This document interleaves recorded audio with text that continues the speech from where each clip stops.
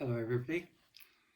I'd like to talk just for a little this evening about Pope Francis's new encyclical called Fratelli Tutti. Um, and he signed it. It's his third encyclical letter. It's known as a social encyclical. And he signed it last weekend in Assisi. And it calls for a more just and fraternal world.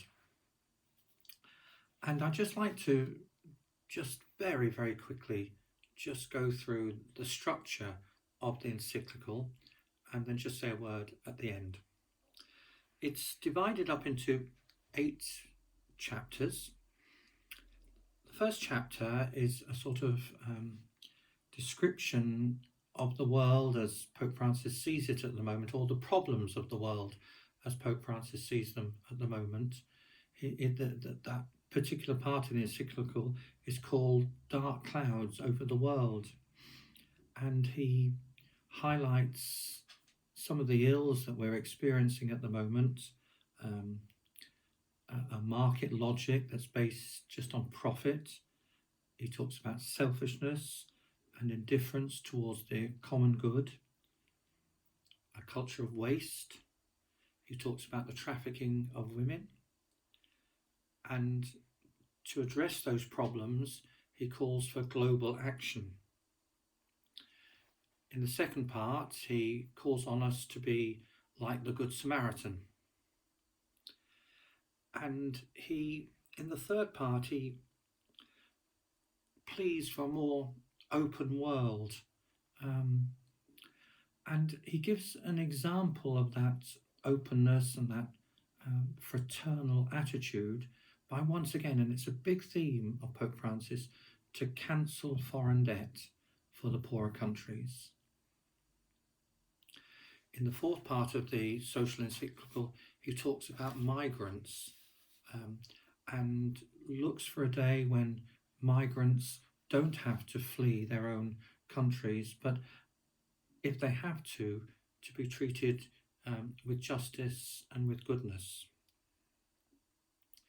He talks next about encouraging good politics, which is centred on human dignity and not just on finance. He pleads for dialogue and friendship between countries. And then in a very strong part of the statement, he talks about peace.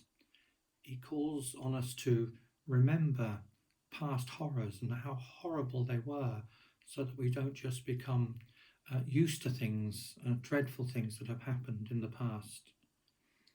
He talks about the immorality of holding nuclear weapons and threatening others with nuclear weapons.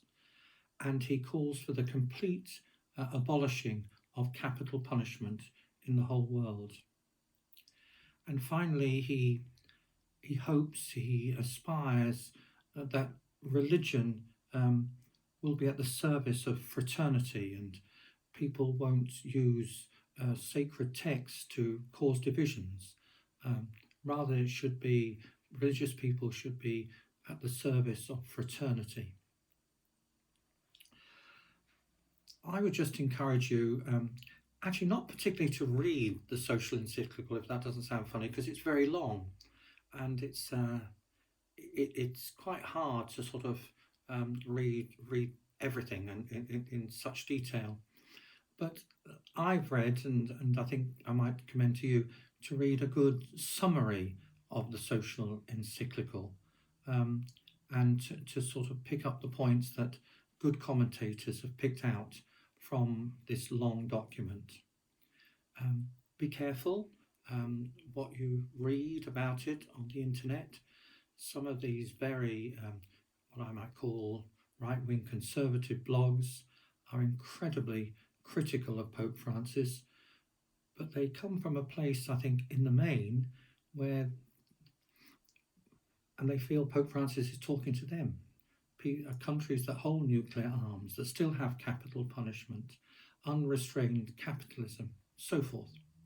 So be careful what you read about it, and perhaps one place I would suggest is our own Catholic bishops, and Bishop Moth, who's head of our social justice department, has written a statement about the social encyclical.